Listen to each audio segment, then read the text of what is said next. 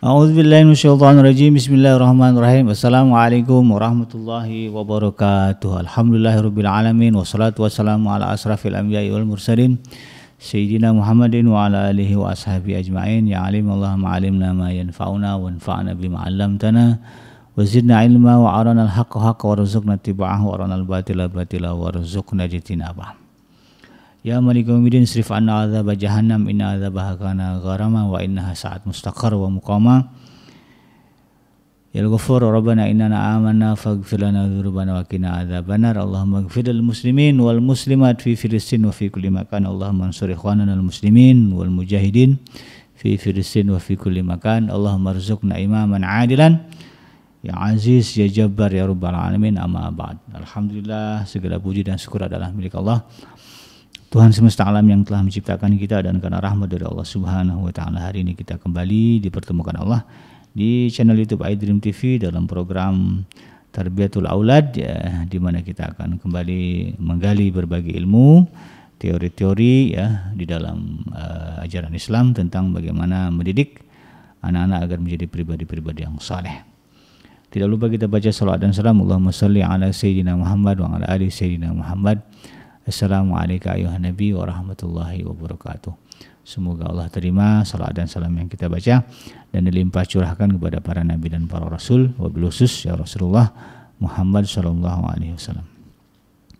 Dan semoga kita termasuk ke dalam kelompok orang yang akan berbahagia nanti ketika berjumpa dengan Allah di yaumul mahsyar, dijauhkan dari siksa api neraka, dimasukkan ke dalam jannah dan dipertemukan dengan Rasulullah sallallahu alaihi wasallam insyaallah. Amin ya rabbal alamin.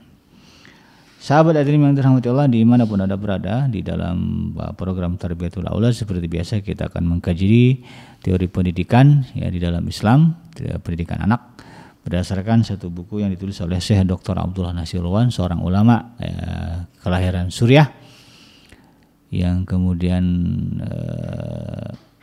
menjadi ulama besar ya di Arab Saudi hingga wafatnya pada tahun 1987, ya, yaitu Syekh Dr. Abdullah Nasir Ulwan. Di dalam bukunya ini ya, beliau menggagas teori-teori tentang bagaimana mendidik anak ya, agar menjadi pribadi yang baik ya, di dalam pergaulannya di dunia dan juga ketika nanti dia sudah berada di akhirat juga menjadi anak yang baik gitu ya. Nah, dalam hal ini ya Syekh Dr. Abdullah Nasirulwan mengatakan ya ada beberapa kewajiban penting bagi orang tua untuk dijadikan sebagai landasan atau dasar mendidik anak ya. Salah satu adalah bagaimana mengajarkan tanggung jawab sosial ya kepada anak-anak kita. Ya, di episode-episode sebelumnya kita sudah bahas bagaimana tanggung jawab ya mendidik jasmani ya, mendidik rohaninya, mendidik akalnya, begitu kan, mendidik jiwanya. Maka di dalam kesempatan kali ini ya Syekh Dr. Abdullah Nasirulwan ya di dalam bukunya ini ya mengingatkan kita para orang tua tentang tanggung jawab pendidikan sosial. Ya, sebagaimana yang kita ketahui manusia adalah makhluk sosial, ya, makhluk yang tidak bisa hidup sendiri. Ya. Sedangkan Nabi Allah Adam alaihissalam saja dulu ya diciptakan ya, istri. Ya. Wa khalaqa minha zawjaha, bahkan disebutkan wa batha minhuma rijalan katsiran wa nisaa dalam surah An-Nisa. Ya, diciptakan dari jiwa yang satu ya. Lalu kemudian diciptakan pasangannya. Lalu kemudian dari keduanya lahirlah keturunan yang banyak, laki-laki dan perempuan. Ya. Maka ya mau nggak mau kita harus akui kita nggak bisa tinggal sendiri. Nah, kita adalah makhluk sosial yang harus berinteraksi dan bergaul dengan orang-orang yang ada di sekitar kita. Ketidakmampuan anak-anak kita memahami itu bahwa dirinya adalah makhluk sosial, dia akan jadi masalah bagi diri dia. Dia akan depresi sendiri, ya. Lalu kemudian dia akan digiring oleh setan ke dalam perbuatan yang zalim, ya, menzalimi diri dia, perbuatan yang jahat, perbuatan yang tidak diridhoi Allah. Ya, berapa banyak ya orang ya, bahkan kalau dilihat kasusnya yang remaja-remaja ya di Indonesia sudah ada kasus-kasus seperti itu ya, remaja-remaja Muslim Ya, kalau kita lihat ya, kalau yang perempuan pakai kerudung gitu, yang laki-lakinya kelihatan ya, mukanya alim, tapi kemudian memutuskan bunuh diri.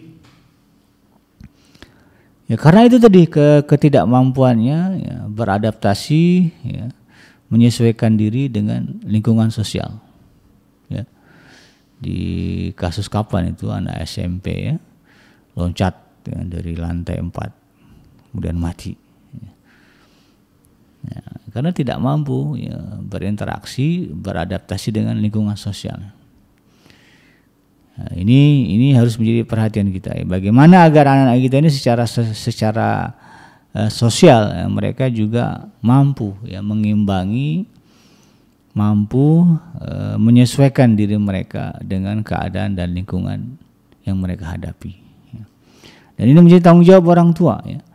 Ya, karena di dalam Al-Quran sendiri Allah Subhanahu wa Ta'ala menegaskan di dalam surah Al-Hujurat ya, surah yang ke-49 ayat yang ke-13 ya, ayat ini biasa kita dengar ya di mimbar-mimbar khutbah terutama ya.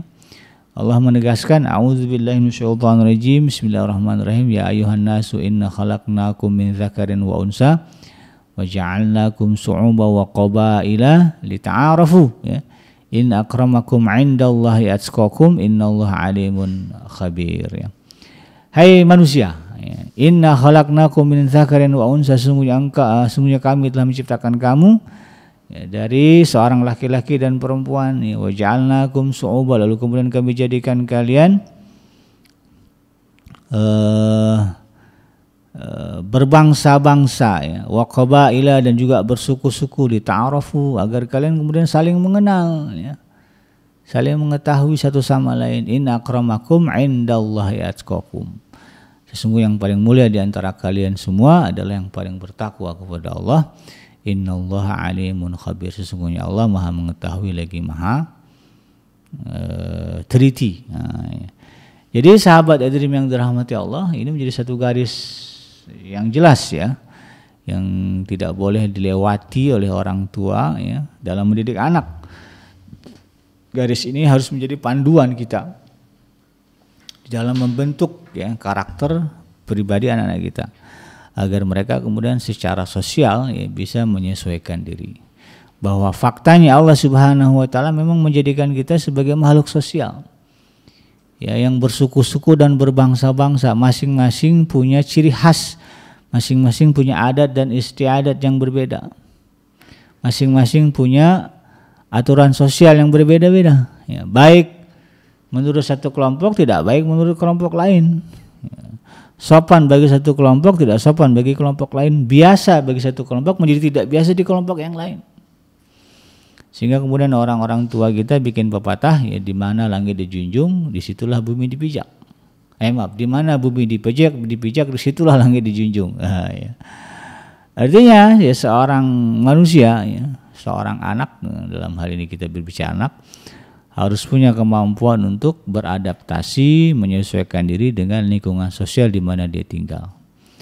Apalagi hari ini kita tidak bisa mengelakkan ya, bagaimana dunia menjadi menjadi tanpa batas ya, yang kita sebut dengan globalisasi. Tidak ada lagi sempadan, tidak ada lagi batas antara satu negara dengan negara lain. Ya, kita dengan mudah ya mengunjungi di banyak negara tanpa susah ya. Apalagi ada kerjasama misalnya dari satu negara dengan negara lain ya, tidak ada visa ya, bebas visa, itu kan juga sudah mulai ya. Maka ya, interaksi sosial dengan masyarakat dunia ini satu keniscayaan yang tidak bisa dihindari ya. Mungkin di zaman kita kecil-kecil ya, yang seumuran saya, ya nggak kebayang gitu ya, situasi ini. Tapi hari ini kita bisa lihat bagaimana kemudian ya, orang-orang dari berbagai dunia bisa berinteraksi, berbicara tentang satu hal yang sama. Contohnya kayak kasus bagaimana Israel menjajah Palestina gitu kan. Kekejaman Israel terhadap Palestina itu disikapi oleh masyarakat dunia ya, dengan satu sikap yang sama ya, misalnya menolak genosida, demo ya, kemudian boykot, itu kan diserukan oleh masyarakat dunia ya. kita bersatu dalam hal itu. Jadi di sini juga harus ya menjadi kesadaran bagi kita orang tua ya untuk kemudian ya pemahaman ini ya diterapkan kepada anak-anak. Yang tujuannya adalah agar kemudian ketika dia berada di satu lingkungan, di satu komunitas ya, di dalam satu kehidupan sosial, dia tidak menjadi orang yang kemudian dimusuhi ya, atau bahasa mudahnya tidak jadi public enemy lah ya. Tidak jadi musuh atau sampah masyarakat. Walaupun dia berada di lingkungan yang berbeda sama sekali dengan keadaan dirinya, misalnya kita muslim ya, aturan jelas halal haram, lalu kemudian tinggal di negara non muslim yang tidak punya aturan halal haram, bebas sebebas-bebasnya. Ya, maka ya anak yang punya bekal ya pendidikan sosial yang baik dari orang tuanya, dia tetap akan menjadi dirinya sebagai seorang muslim.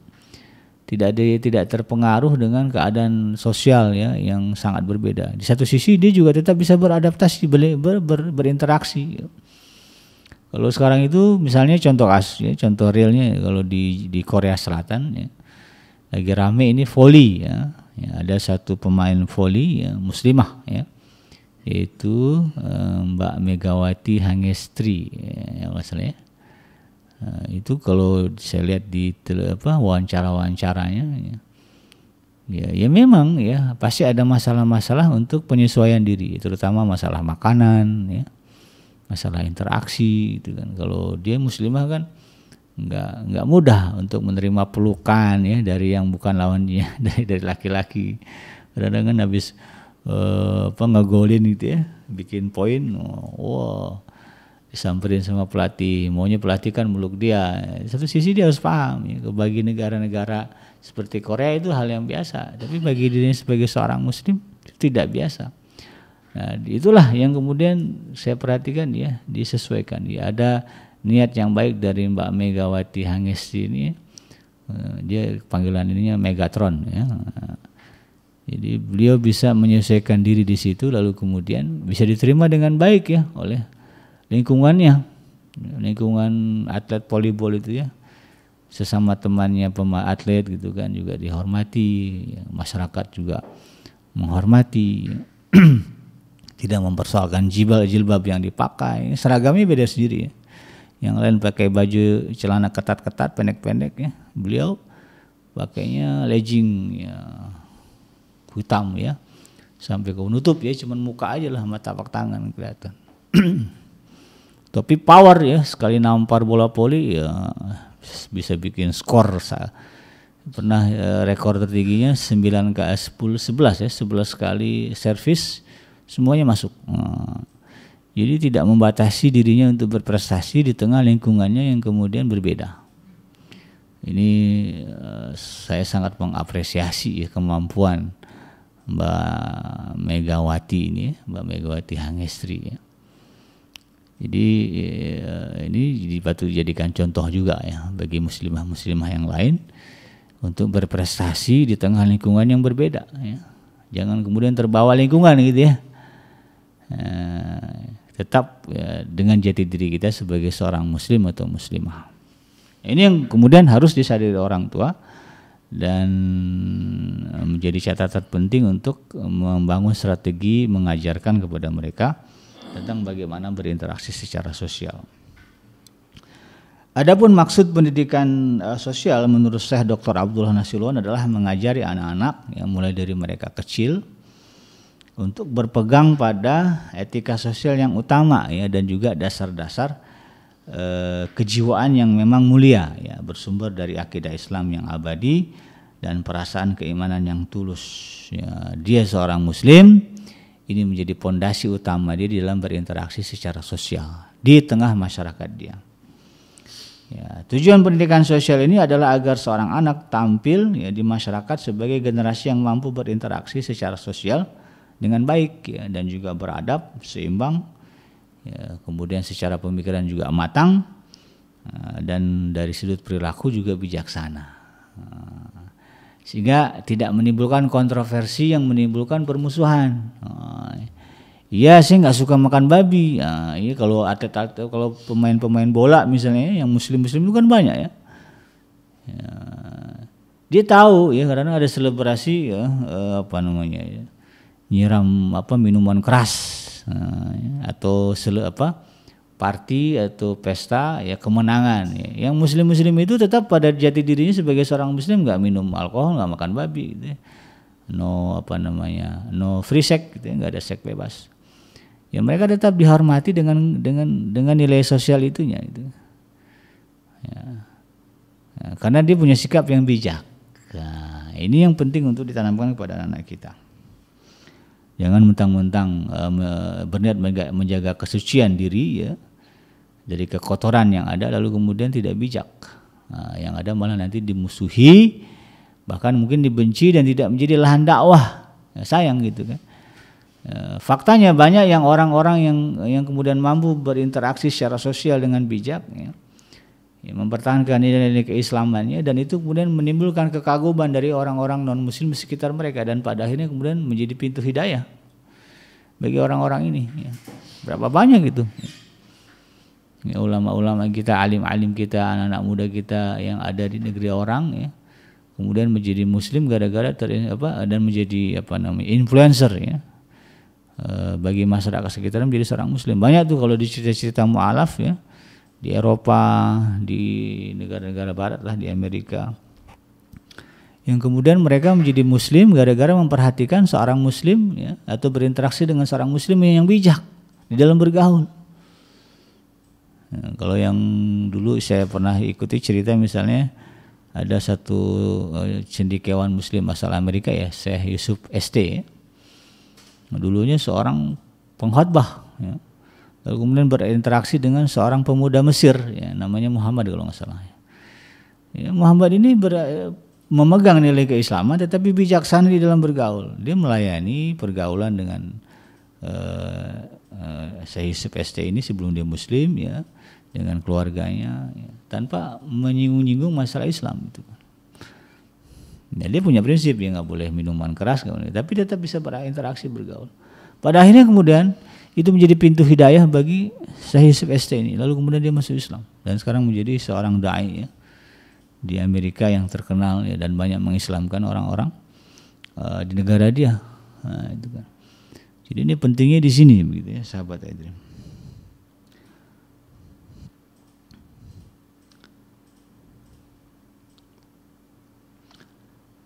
Dan tanggung jawab ini ya, kata Syekh Yusuf,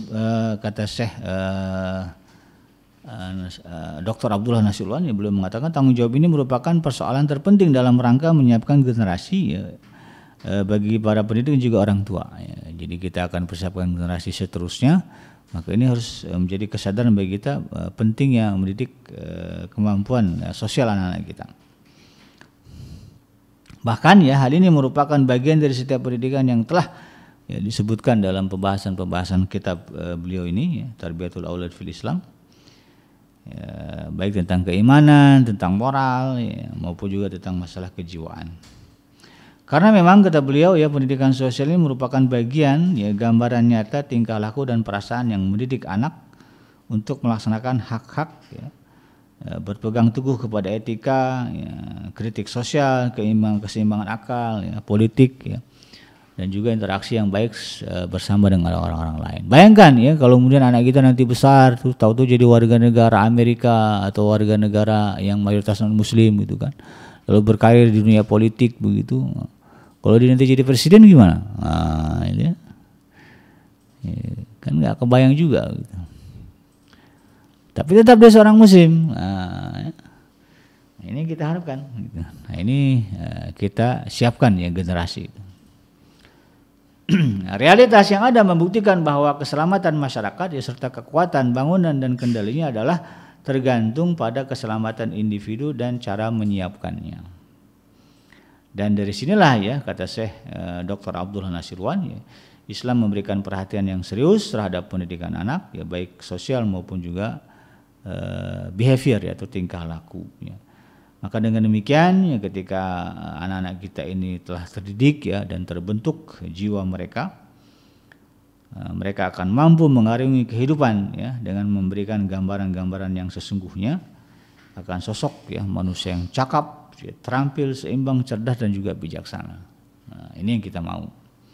Oleh karena itu ya hendaklah para pendidik ya atau juga orang tua berusaha dengan keras ya, penuh dengan semangat untuk melaksanakan tanggung jawab yang besar ini ya, dalam pendidikan sosial anak-anak kita ya, tapi dengan cara yang benar, cara yang sesuai dengan ajaran-ajaran Islam. Maka dengan demikian ya nantinya anak-anak ini akan bisa memberikan sumbangsih atau andil yang positif ya di dalam membina masyarakat ya, khususnya dari masyarakat Islam secara umum masyarakat dunia gitu ya, dengan sebaik-baiknya ya. Dan pusatnya adalah ya iman jadi ya, iman, akhlak ya. Kemudian amal saleh ya, Al-Quran dan hadis lah begitu. Maka ketika setiap ya pendidikan memiliki sarana-sarana yang harus ditempuh oleh para pendidik, maka apa saja sarana-sarana yang bisa mengantarkan ke sana ya harus kita sediakan ya. Lalu bagaimana teori-teorinya? Nah, nanti kita akan bahas ya di episode yang akan datang tentang bagaimana strategi ya, mendidik atau memenuhi tanggung jawab pendidikan sosial kepada anak kita. Namun demikian ya ini harus menjadi kesadaran bersama bahwa ya hari ini kita mendapati kenyataan anak-anak kita akan terjun hidup ya di lingkungan yang jauh yaitu sama sekali berbeda dengan lingkungan kita ya. Mereka akan berada di dunia global, dunia yang tidak ada batas, di mana semua peradaban bisa saling melihat satu sama lain. Yang kalau tidak disikapi dengan bijaksana ya ada dua kemungkinan, anak kita menjadi baik ya, dengan pondasi keislamannya, atau anak kita kemudian akan terbawa ya oleh lingkungan yang buruk ya dari tempat mereka tinggal ya. Tentu kita tidak mau itu terjadi. Demikian sahabat dan yang dirahmati Allah ya, yang benar datang dari Allah Subhanahu wa taala dan yang salah semata-mata dari kealfaan dan gerakan saya pribadi. Saya bikinnya pamit undur. Subhanaka Allahumma rabbana wa bihamdika asyhadu an la ilaha illa anta astaghfiruka wa atubu ilaik. Walhamdulillahirabbil alamin. Wassalamualaikum warahmatullahi wabarakatuh.